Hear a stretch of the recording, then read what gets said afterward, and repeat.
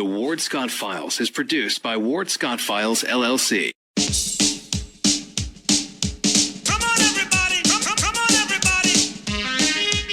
This is a Ward Scott Files advisory. The Ward Scott Files radio show may contain material not suited for people who are easily offended. Trust us on this. This show contains adult information and opinions. Please protect small children, sensitive pets, fragile houseplants, and liberal relatives. Thank you. And now it's time for Coach Hogg's Locker Room. All right, good morning, good morning. Are we all set, Jay? Ready to go, brother? All right, Jay says we're good, we're ready to go. He's got my head positioned exactly where it needs to be. If you'll notice, under the halo, right there where it needs to be. I tell you what, if everybody could just live a good life as I live and have lived and all that, everything would be right in the world. Right, Jay? Oh, yeah. I want to start off with Coach Hogg's Locker Room, a couple of things that are follow-ups from what we've been covering, and one I'll just do rather quickly, and that's with the owner of the New England Patriots, and that's Robert Kraft, who's now, I think, 77. And this is turning out to be a real test case for a lot of issues because he's going to fight it, and he's got the resources to fight it in South Florida, and he's going to bring all his weapons in. And what's going to come down to this is what is the society's reasonable and legitimate expectation of privacy? This is according to the Sun-Sentinel in Orlando. It's been covering this pretty closely. What is the society's reasonable and legitimate expectation of privacy when entering a business for the purpose of receiving a massage? The Fourth Amendment protects those people who enter from covert electronic video surveillance. And apparently one of the things that's an issue here, some women have come in and gotten massages and feel that they might have been voyeurized by the cops. That's an interesting spin to all this that I've heard.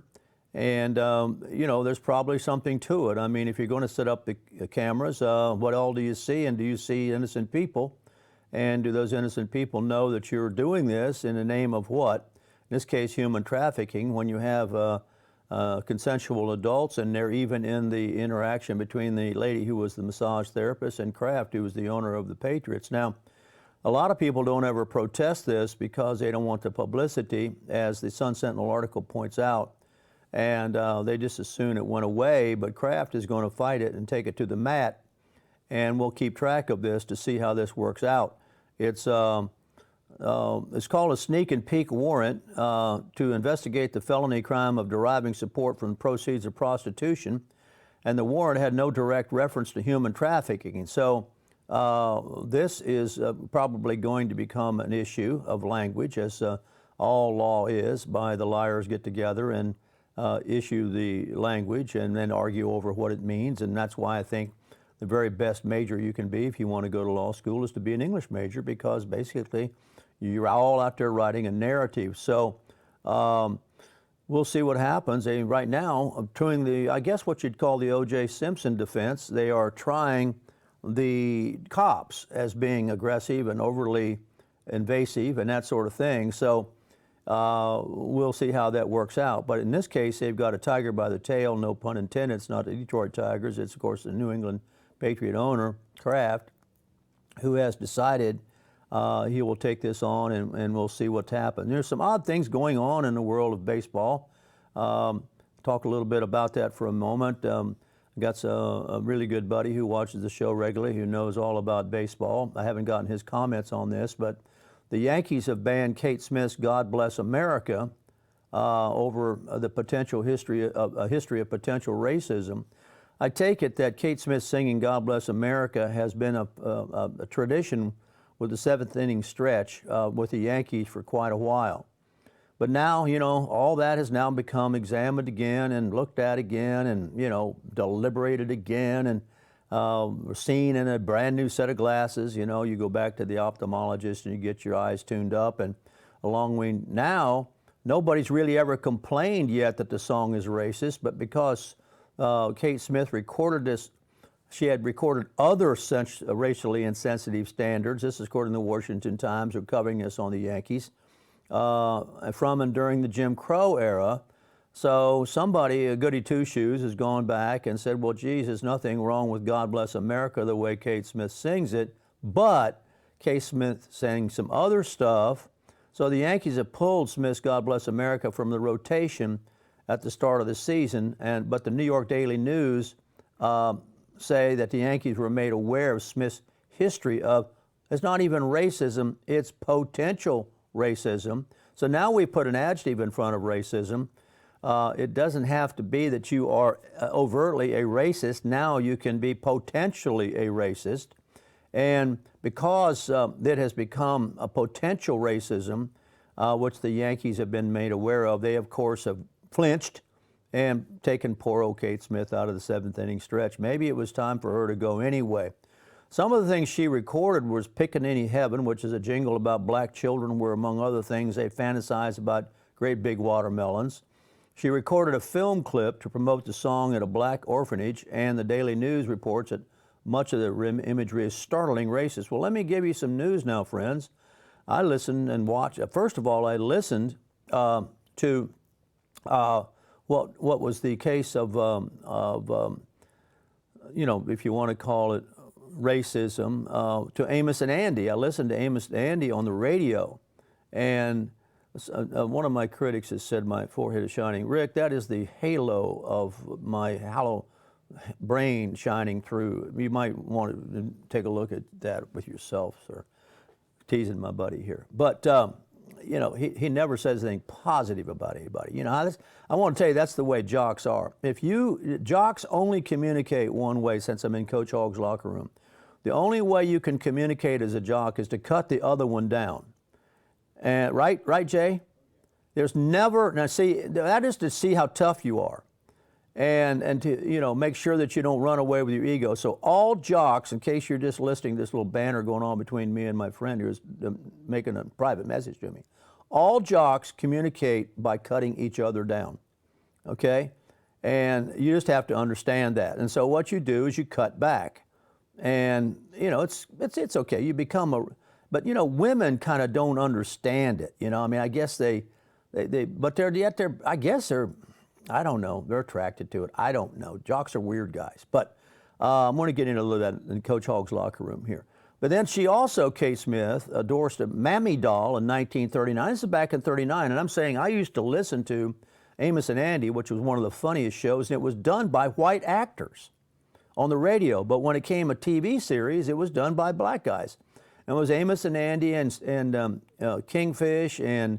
Oh, it was hilarious. I suppose we should be locked up now if that were played.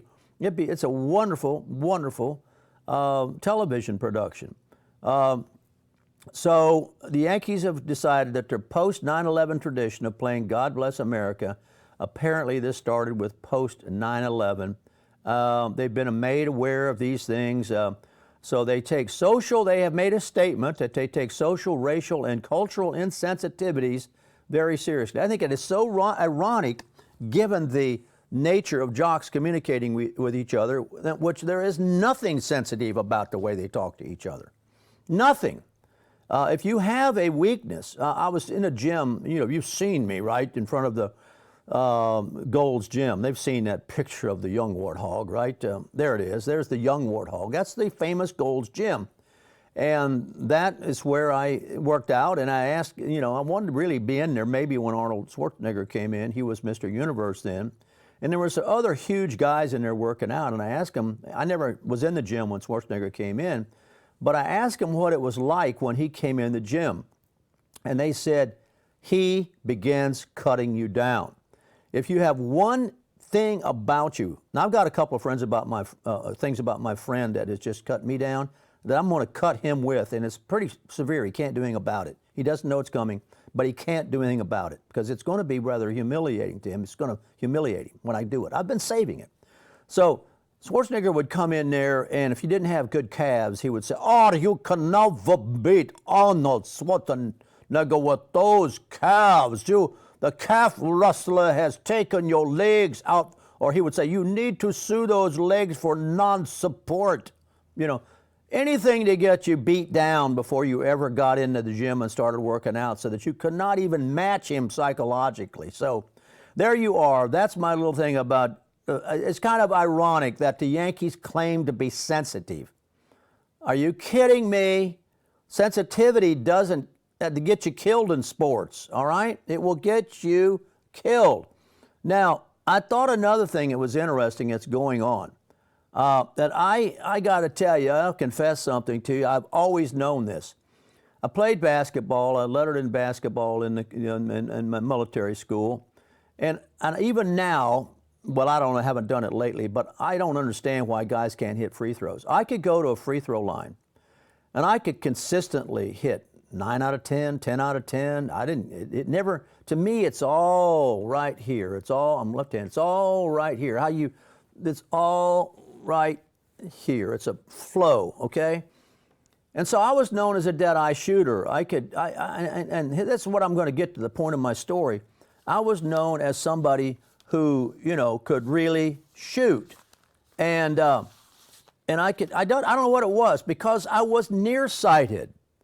And lots of times I wouldn't wear glasses, and the doggone basket was kind of a blur, but I didn't need to see the basket precisely. I could go to the blur, okay? I could go to the blur. Well, now there's a big study.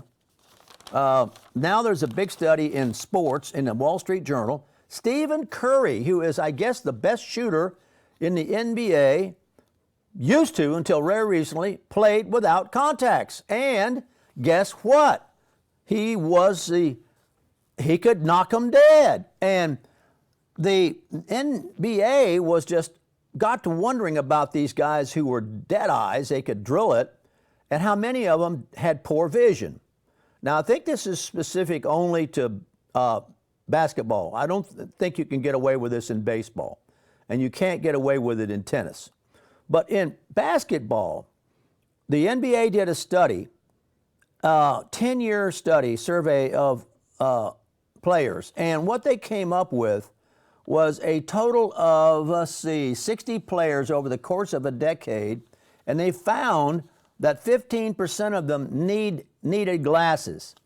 But these players were the best high school basketball prospects in the country, and they didn't really know that they had a problem with their eyes because they were very good players.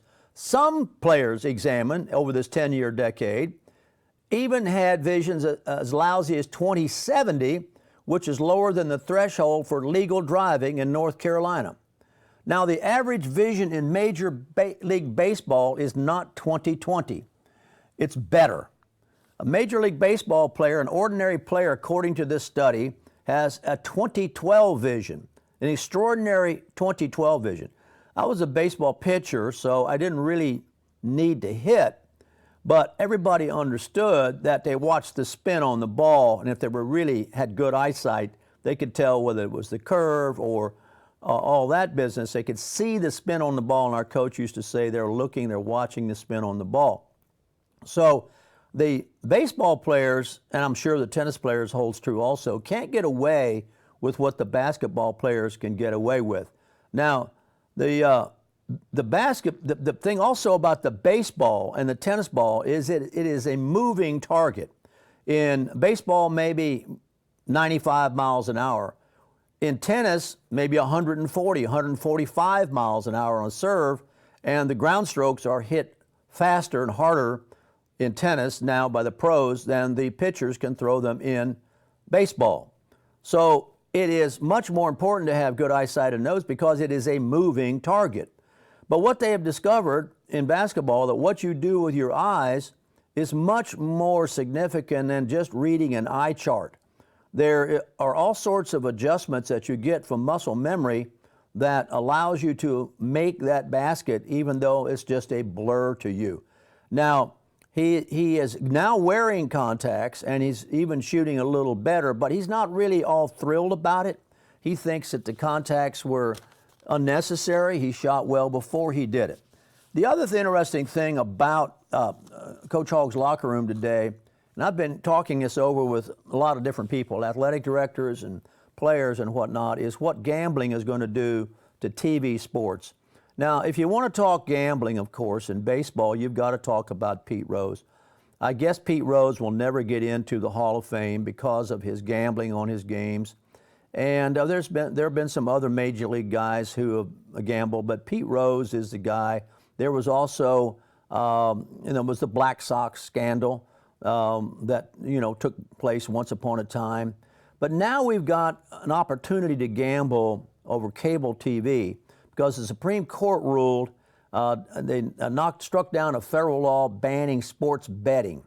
So NESN, which is a cable network that carries the Boston Red Sox, has launched a new 5-day-a-week gambling show.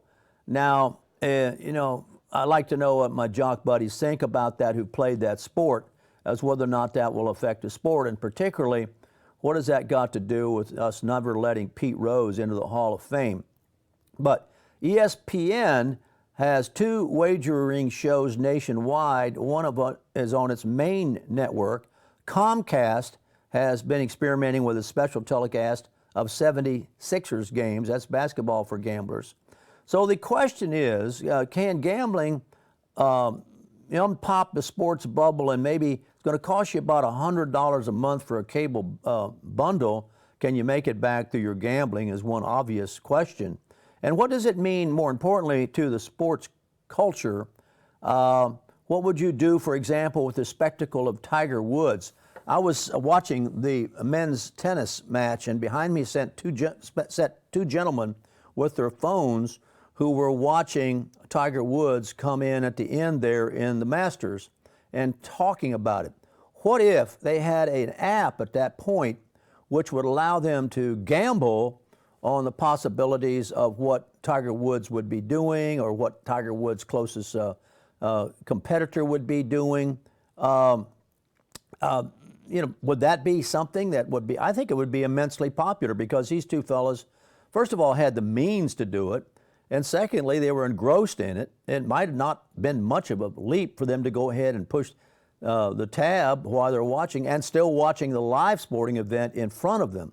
So now they've talked about they've talked to some of today's players, baseball players, and they say they are all, this is what they say. I don't know if I believe this. They say they're all paid way too much to risk throwing games. I don't know about that. I don't know about that. Huh? I think they're just covering themselves. I think the gambling is like an illness, and it gets in their blood, and they love the thrill, and I don't think it's got anything to do with how much money they're making off the game. So Major League Baseball apparently is so worried about it right now that they're requiring teams to clear their starting lineups with the league 15 minutes before releasing them publicly, quote, to reduce the risk of confidential information being flipped. There's all sorts of cheating that goes on in sports, if you want to call it cheating, or you can call it intelligence, gathering intelligence. We having been on the sideline in many a football game as a coach, I was fairly aware of how we tried to conceal our plays. Some of these guys you'll see holding the cardboard up. Now we've got the helmet voice down to, Paul Brown of the Cleveland Browns first tried that, and it didn't work too much back then with the technology, so he had the rotating guards that sent the play in, and that was one of his things that he did with the Cleveland Browns. That's how he sent the play in. It was pretty hard to steal that play. So this whole thing of surveillance and spying and all that business has been going on in sports for quite a while, but there's some big money out there to be had. There's 22 regional sports networks that are bidding to get involved with this gambling. And the New York Yankees network has found a buyer in a consortium that includes the team and online retail giant Amazon. Who knows how all this is going to line up, huh? TV partners, of course, are all about online gambling, especially, as I just said, so you can place a bet by a smartphone on every pitch, every putt, or every free throw. Now, Jay, you grew up, and I got a message here. I'll try to read it in a minute from one of my buddies who is a former player. Let me see if I can pick that message up. The gambling, the object of attention would be the officials, refs, and umpires, who my good friend here says that he thinks it's going on now. I've got some friends who are umpires, former umpires, and of course former athletes, big-time guys, And this is a pretty good subject. I got friends who are former athletic directors and all that. So it is something that bears taking a look at, because the Holman Jenkins, who's writing about this, thinks that gambling is going to take over TV sports. And you will be doing just exactly what the gentleman behind me at the tennis match could not do at that moment, but probably wouldn't make much of a leap to do it. And that is to place a bet on your smartphone, on an app, at every pitch, every putt, or every free throw. And of course, the gambling casinos are in on this. The Indian tribes are in on this. So there's a lot of issues.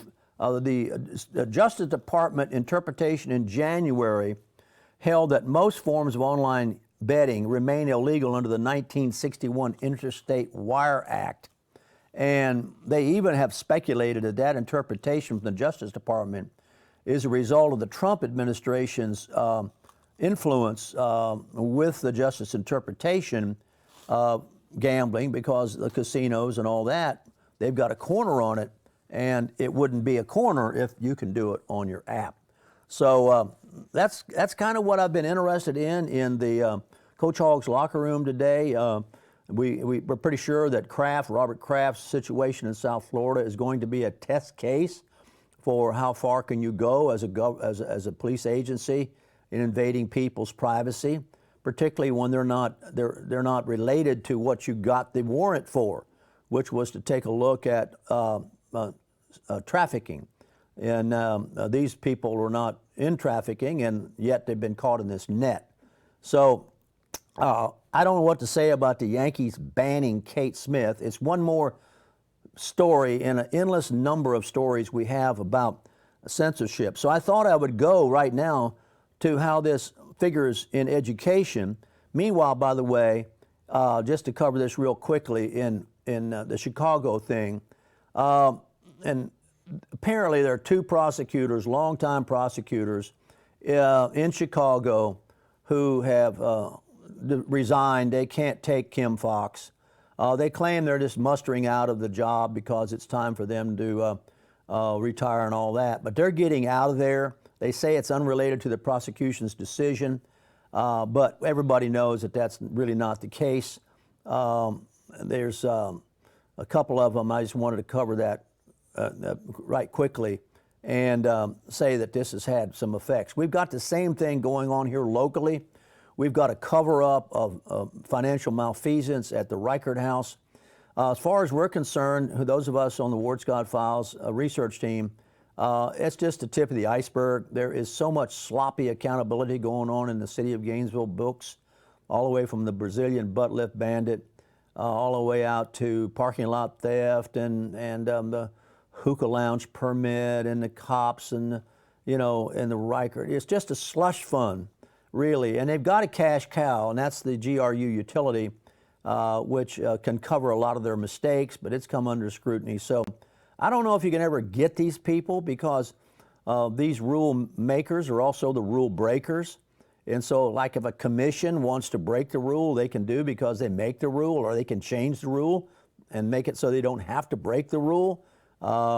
If this lady Foxx wants to take influence from Michelle Obama and sweep Smollett's thing under the rug, why, she'll get away with it. And what does she care if there's a couple of prosecutors that got out of the way? She probably didn't want them around anyway. They might well have been disagreeing with her. Now, in education world, it's really rampant out there. I like to cover it every once in a while just to make sure you don't forget it. For example, poor old Pence, who's our vice president, I'm going to lead off with a little story about him. Taylor University students, and some of these places you have to kind of look around to find. They're not the big name universities, but this is by Tom Kakata. Wrote about this on the 19th, just a couple of days ago. Christian students at Taylor University in Indiana, they don't want Mike Pence scheduled commencement address. Now, this is kind of weird. This is a report from the Washington Post, and the Post, of course, hates Trump. It's owned by Bezos, Amazon, and as last I heard, and it's always hated Trump from day one. So the Washington Post has reported that students at Now, part of what gets reported, if inappropriate behavior would be best inappropriately, left alone. Once you call attention to it, it's too late. I mean, you've got him out there, and you should have ignored him. But now we got Taylor University, and probably nobody out there's heard of it, are working to cancel Pence's upcoming commencement address.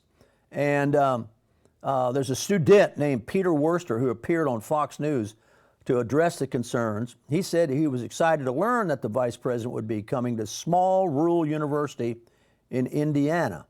But there was a petition circulated on the university that had over 6,000 signees at the time of this writing of an appearance on the news about this. The petition called on students and alumni to contact the Taylor University administration to voice their displeasure over Pence's address. And they said, now here's the way it works. How do you get a Christian university to deny a commencement speaker like Pence, who's a Christian? How does that happen? I think it can only happen with the lefty teachers corrupting what the definition of Christianity is, because this is what they have said as a reason for disinviting him. They say that the behavior of the Trump administration is not Christian, okay? It's not Christian because, well, guess why? LGBT, WXYZ issues, that alone should make him ineligible. And, Yes, Jay. Yes, Jay. And also we've got all these issues of mean-spirited attitude toward people who want to come here, who are down on their luck, i.e. immigration. And so this is not the first time that Pence has been protested. In 2017, University of Notre Dame had a bunch of students who walked out during Pence's commencement address. So that is part of what's going on in education. There is also the weirdest thing that I think I ran across in my taking a look at what was in our Midnight Auto Yard of events. And Midnight Auto Yard is where I put a lot of things that I'll get around to sooner or later. George Mason students at George Mason University. Now this is one of the strangest. If this ever happens to you, I guess I'm going to have you, have to do some repair work on you. Supreme Court Justice Brett Kavanaugh, he's supposed to be this, we've been covering this, a visiting professor this summer at George Mason's law school. This is what the students have said. Are you ready? Poses a threat to their mental health. This is a report in College Fix. College Fix covers a lot of this stuff really, really well, okay? Take a look at College Fix once in a while. According to a report from the College Fix, F-I-X, students at George Mason University are protesting Supreme Court Justice Brett Kavanaugh's recent appointment to the law school's faculty. He was going to co-teach one course this summer for George Mason University's Antonio Scalia Law School on the Constitution in Runnymede, England. And in a video obtained by the College Fix, students claim that Kavanaugh's appointments to the faculty pose a threat to their mental health. And this is how they got this all twisted around. As a survivor of sexual assault. You know that Christine Blasey Ford woman got named Person of the Year or Woman of the Year? Yeah, and Pocahontas just loves it.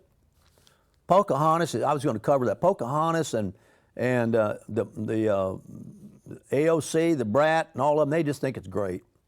And so, a survivor of sexual assault. Hey, a made-up fiction. We couldn't even. This decision has really impacted me negatively. I've got a good friend, I'm going to change the language a little bit, who says, he's of my generation, who believes that there's been such a thing as the wussification of America. I changed a little bit of that because it's a family show. But the wussification of America. There you are. This petition says that you can't bring this guy here. This is just something. And here's the logic. I do not feel safe and supported at my school that will bring a Kavanaugh there. And George Mason University has lost touch with the caring for its students, and that needs to change. You know, let me tell you something about caring for students. Somebody needs to straighten this out. When I first came to the University of Florida in 1961, the institution was seen as caring for the women, all right? It was something called loco parenti. Now, loco parenti meant that the University of Florida was a surrogate parent in charge of the morality, chastity of the University of Florida women, Jay. Okay? Now, I lie not. I had a girlfriend who lived in the dorms. We went to Burger Bill's. She rode her bike over from the dorms where Jennings. She lived in Jennings. And I lived in Fletcher, which is right across the street from Burger Bill's. I walked across. She rode her bike. And we went in to drink illegal pitchers of watered down beer. Everybody knew that Burger Bill, ID check was a farce. What do you mean? I mean, it didn't matter. Just have something. It looked like it was legal.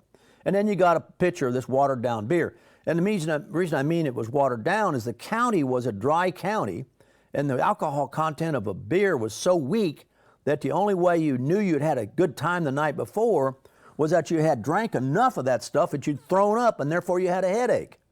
And that interpreted in this community when I first came here to be a good time. So we were sitting there, and all of a sudden she realized it was 10:30, Jay, all right? She jumped on her bicycle and rode back to Jennings, which, if you know where it is down there on Southwest, almost to Southwest 9th. And guess what? There was a chain across the door. She was chained out of Jennings' dorm.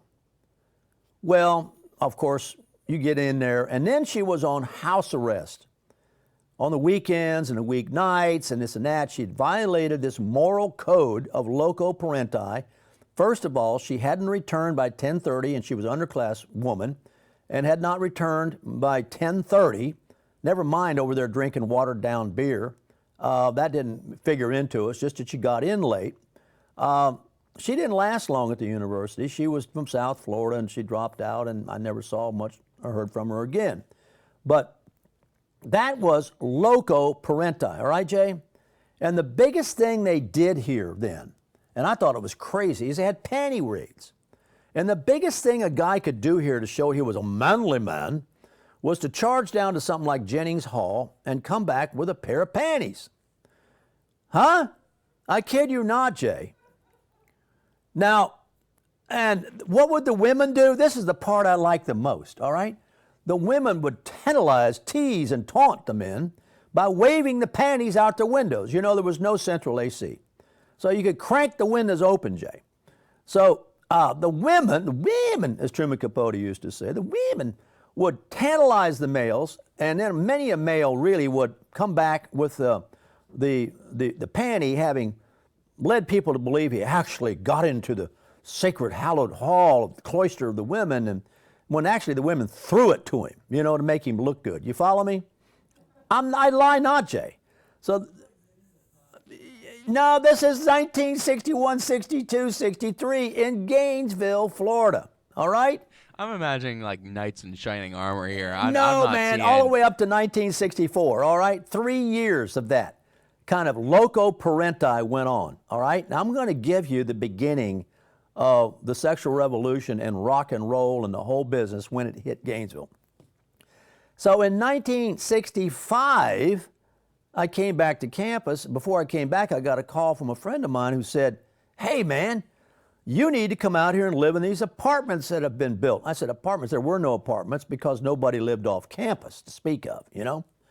So I said, "What do you mean apartments? There's no apartments." "Oh, yeah, there's a big company up in Jacksonville, built all these apartments down here on Southwest 16th Avenue, and which were soon nicknamed Sin City, by the way, Jay."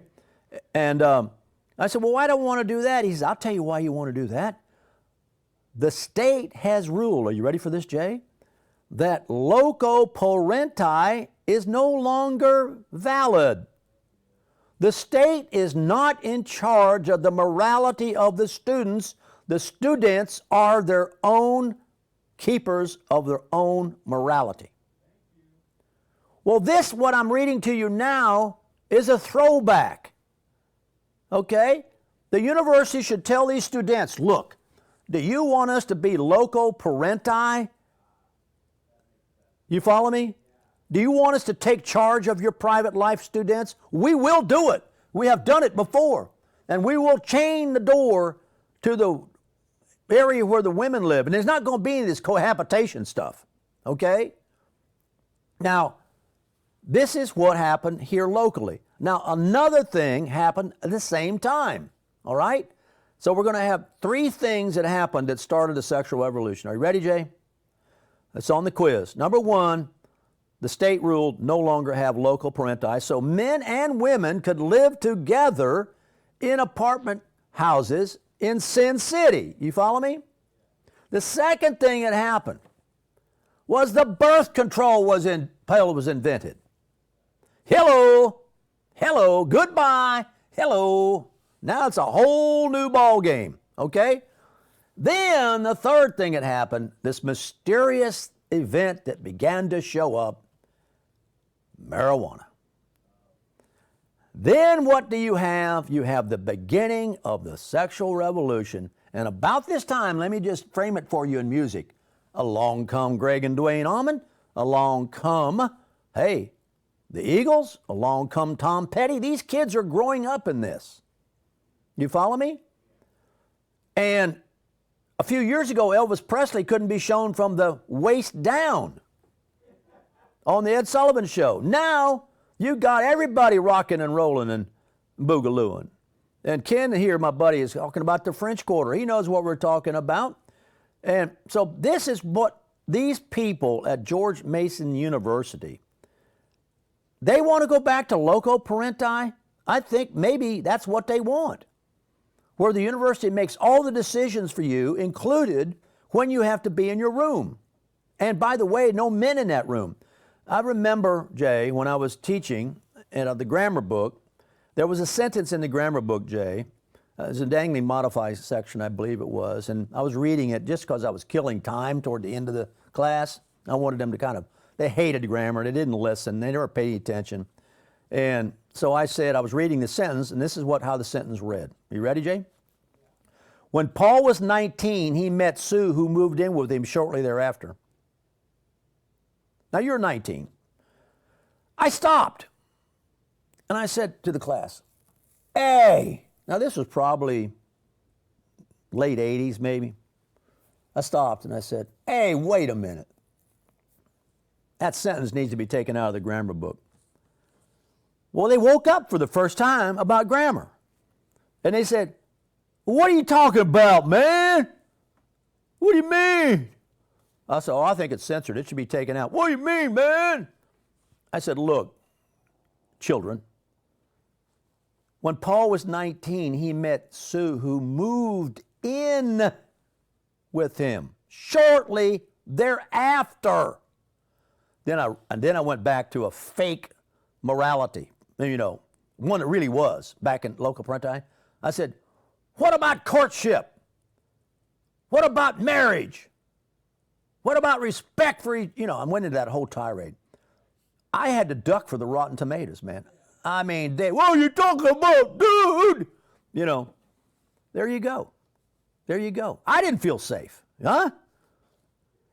That was wild. That is an issue that I think is wild, that Kavanaugh poses a threat to their mental health. Are you kidding me? That is honestly the stupidest thing. Like the opportunity to learn under a Supreme Court justice. There are some actual students at the university right now just shaking their heads saying, wow, I really wanted to get in this course. Well, it's what's going on. I wanted to find this one. I don't know if I'm going to close out on this particular education part. There's a mural. Where did I put that? I put that somewhere in the Midnight Auto Yard here. Honestly, I'd like to track the students who are protesting Kavanaugh. I'd like to track all those names and see if they ever make it out of law school and into reality. Oh, no, that's the horror of it. They will. Oh, they will. And they'll go to work for the ghoul.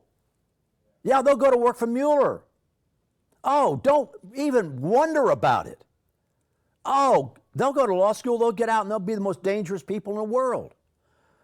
I ran across this. There is a historic Depression era mural, M-U-R-A-L, mural, removed from Chicago school for depicting only white children. Did you know this?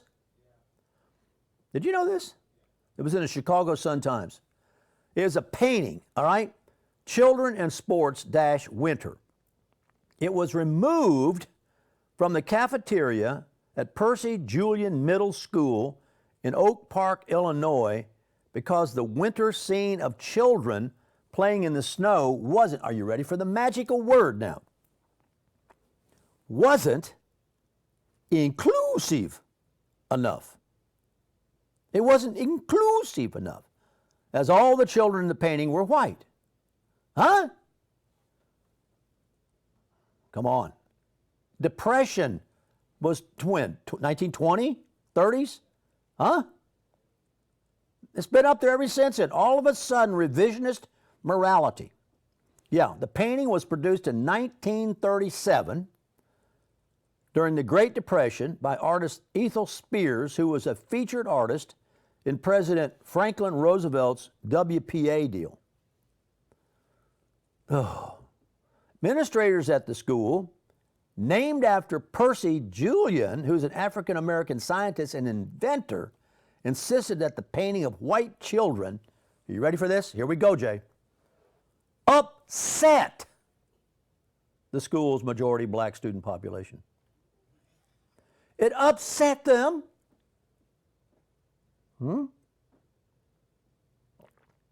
It upset them, Jay.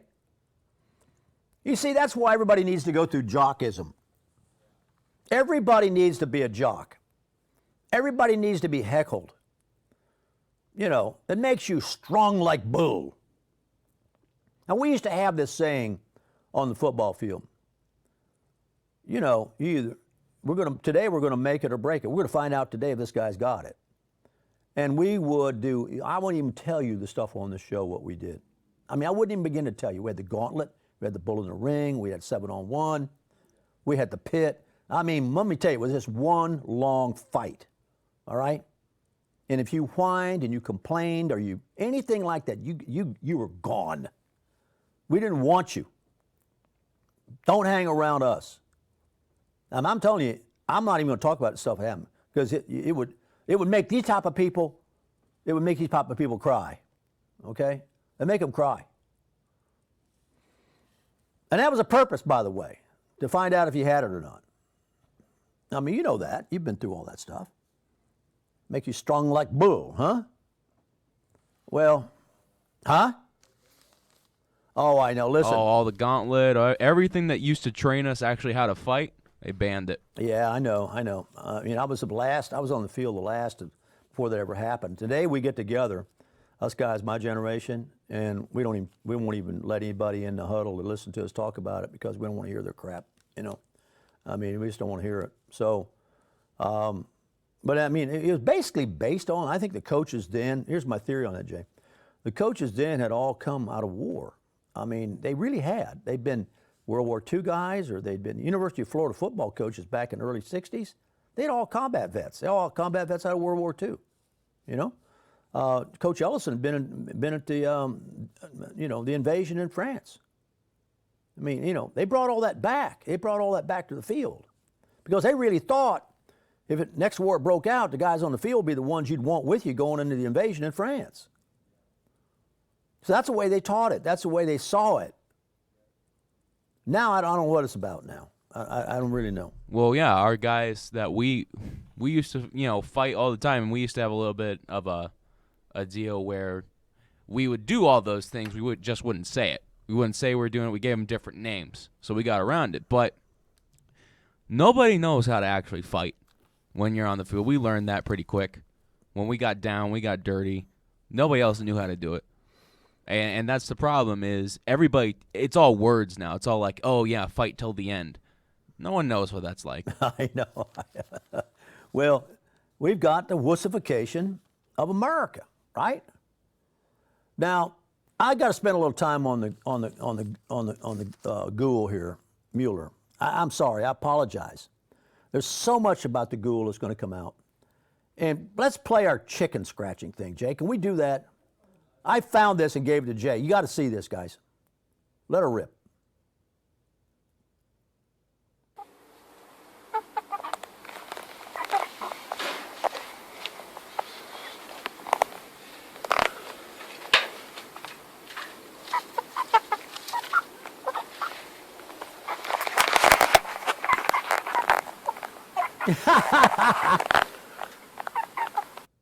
That's the Democrats. Those are the Democrats looking for, we're going to play it again because I love it so much, therefore you got to suffer it, looking for anything they can find in the Ghoul's report. Play it again, Jan. I love it, man. One more time. There we go. There's old Bug-Eye Schiff. Look at him go. Yeah, there he is. It Bug-Eyes. Sleazy Cummings, he's in there somewhere. Where's that other one? I think I see Cummings as like the rat in the back or something. Huh? There they are. Who's the other one? We got Bug-Eyes. Who's the other one? We got, Fat Jerry's in there. Fat Jerry's in there. Look at him go. Come here, little Trump. Where can we find a little... Get it, girl. Oh, my golly. You know, everybody is getting on this now except the Democrats. Even Kimberly Strassel. Who else? I mean, there's people that hated Trump. I haven't gone back and looked at all the things that Kimberly Strassel wrote negative about Trump in the very beginning. But now they have even come around to realizing that, you know, this is not good for America. And, speaks volumes of how wrong it was. And I hope, everybody's keep at me. I hope we go up the other side. But here are some things, just some tidbits that Kimberly Strassel, and she got a big article about this in the Wall Street Journal. Mueller's report speaks volumes, okay? And she says that Mueller's proposition that he was entitled to pursue obstruction questions, even though that was not part of his initial mandate. All right? It wasn't part of his mandate. Right? No wonder Trump got upset, huh? No wonder. Mueller's theory that while fairness dictates that someone accused of crimes get a speedy and public trial to clear his name, Trump didn't get any such courtesy. There's only 200 pages of accusations from the ghoul against Trump. 200 pages. I mean, I don't want to go through the whole article, but I mean, it's all the wheel. Here's another one. Strassel thinks that the report basically reads as a defense of the FBI. Reads as a defense of the FBI. About how its investigation began, the FBI, of its far-reached theories, of its procedures, of its lying leadership. Hey, it's all there. And the report makes little, I think only passing reference, according to Strassel, of the genesis of these accusations, of course, which is the phony thing paid for by Hillary the liar. So he has left this report in such a way that we're seeing it now with all those chickens scratching around and everything, that the actual goal of obstruction is impeachment. So, I mean, that's what he's left these people, huh? That's what he's left them. That's what he left them. Ward, there's a reckoning coming. You think? Oh, I know it. I mean, you talk about the earlier topic of them banning Mike Pence and Kavanaugh. Like, it's stupidity. Real students would say, wow, I get the chance to learn from somebody that nothing's been proved against this. Blasey Ford looked like a crazy woman on the stand. She is crazy. Yeah, she is. And yet, It just reminds me of the medication. verse. She's been on medication all her life. Yeah, it just reminds me of the verse, the wise shall become fools and the fools shall become the wise. And really, I just see it with the students on campus every day. I'm actually going to something after this. There's a guy coming to campus, Jalen, and he's going to be doing a Change My Mind segment on guns are good. And the reaction, I'm already seeing it on campus right now. I'm getting messages. The reaction is crazy. People are going insane because he's a black guy to saying guns are good. Who's bringing him? TPUSA, UF. And what is that?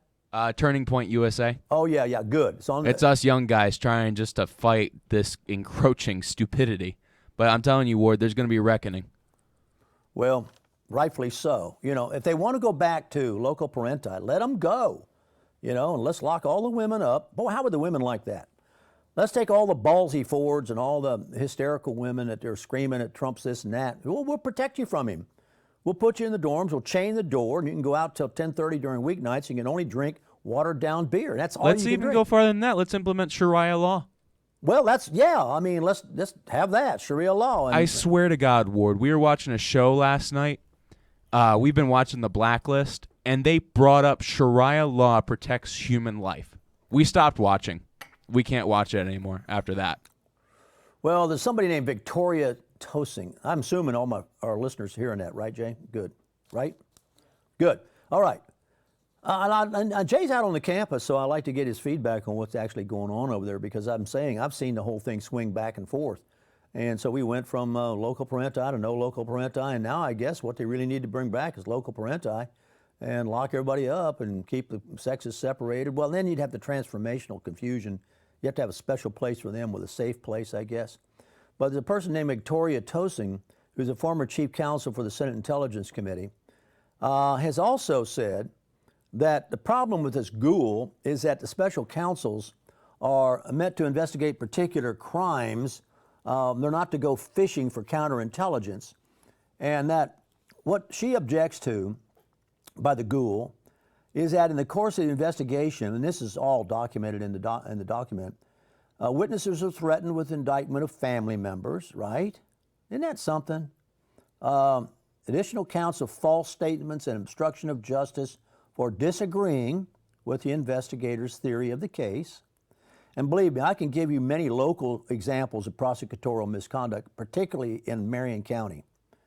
I know of several prosecutorial misconduct cases in Marion County by the state attorney there, and it's been written about in the Orlando Sentinel, and I covered it 3 years ago on the radio when I was on the radio with the treatment of Sheriff Blair. So it's not prosecutorial misconduct. Believe me, it's a phenomenon, and you better get your money together to fight them because they're fighting you with unlimited money, your money. Now, this Victoria is just going through the ghoul's excesses. His excesses have really, maybe what's going to come out of this, okay, are some changes, all right, in the regulations for governing the appointment of special counsels, all right. I think this is the first report I've read that has some sober-minded, and I want to leave a little time here for us to feature Elio Piadra, who will be with us tomorrow. One of the things I love to invite to the show are people who have testimonies about things that are their experiences as it pertains to some of the issues that we have here on the show. I have Elio Piadra coming in tomorrow. I'm going to show you a little video of him in a minute, and he's one of our new sponsors for the show. Great guy. So we're going to spend a little time. So cut me off, Bill J, in a few minutes so we can get that. But there's some regulatory changes that need to be made, according to Victoria Tosing. First, the regulations must require that only criminal conduct can be the basis for appointing a special counsel. Only criminal conduct. Secondly, the investigation must be limited to only the specific crimes in the authorizing document. See, this is where the ghoul went wrong. He took an initial order and went fishing with it all over the place. All over the place. So if evidence should arise during this investigation and if these changes take place of an unrelated crime, it should be referred to the U.S. attorney. And if it were that referral process, the restriction would ensure that decisions on whether to prosecute unrelated crimes is made on the merits. It's not made by the special counsel. Boy, that's a biggie. That's a biggie. Third, to limit political accusations of cover-up, the regulation should make clear what material in the special counsel's report may and may not be released and under what conditions. Okay? Release of classified information should be up to the intelligence community. Confidential grand jury material should not be released, even to Congress. And that's consistent with rulings of this U.S. Circuit Court of Appeals. All right? Now, material protected by executive privilege should not become public unless the president authorizes it. Okay? Huh? All right? Continuing investigations must be protected by the relevant prosecutors. That's got to happen if you're going to have fairness. This report was not fair. Now, the most important category, according to this author, of information to protect is that describing peripheral, non-public figures who by happenstance got caught up in the investigation. Boy, that's a biggie. That is a biggie. In the Mueller investigation, the ghoul, as in past investigations by special independent counsels, innocent people have lost their savings and reputations just for being interviewed. Just for being interviewed. Well, we got to think that things are changing, right, Jay? For the better. And that's why we keep coming back to the show to maybe put some things in your ear that you don't hear elsewhere. Let's run the video on Ilio Piadra, and I'll talk a little bit about him, and that'll be the end of our show today, okay? Pull it up. Hello everyone, this is Elio bringing the fiesta to you, and I have a question to ask you. What will you do if you had the opportunity to hire not only a DJ but an entertainer who brings singing, dancing, and even live instrument to get your event to the next level? Yes, that's what I mean. A show to make your dream event come true. Check it out.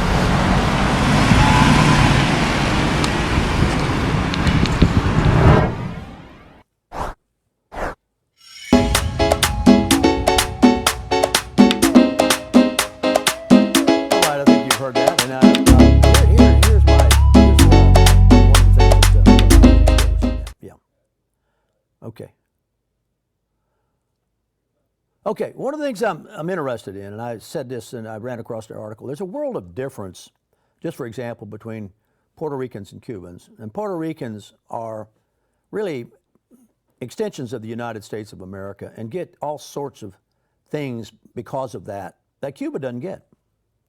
Cuba gets nothing from the United States, except embargoes and all those sort of things. And consequently, the Cubans whom I know, and several of them are sponsors here on the show, came here, many with nothing. I know them from the dance world. I know them from the Aikido world. They come here with nothing. And they don't care. They just say, let me get out of my way. I'm going to roll my sleeves up. I'm going to go to work. So I think we've got several serialized conversations we'll have about this, because I want to emphasize to you that there is a perspective that our people in this country don't get. And you see it by evidence of this need to be comfortable and safe and threatened by Kavanaugh coming. Are they serious? Let's talk to these Cuban people who have really been threatened, not this makeup threat that we've now produced in the wussification of America. So we'll do a little bit of that, and we'll have a good conversation. So we'll have Ilio with us tomorrow for part of the show. And we'll keep bringing you the best news we can bring you and keep bringing you some conversations. Perhaps we'll stimulate your thinking cap and come up with some suggestions for us. Appreciate the conversation we've had. People texting me and letting me know what they're thinking. Appreciate the conversation with the jocks about, needling each other. It makes you strong like bull rather than weak. And to me, that's the whole essence of jock conversations. Well, have a great day. I'm going out to the tennis court and exercise the body a little bit, chasing a little yellow ball, and do it for about an hour and a half, 2 hours straight. Huh? Wow. One more time. Warthog Command Center, out. Thank you, God bless you, and God bless America. Do you want to put your business in front of 10,000 new customers? Visit wardscottfiles.tv today for more information on our advertising opportunities.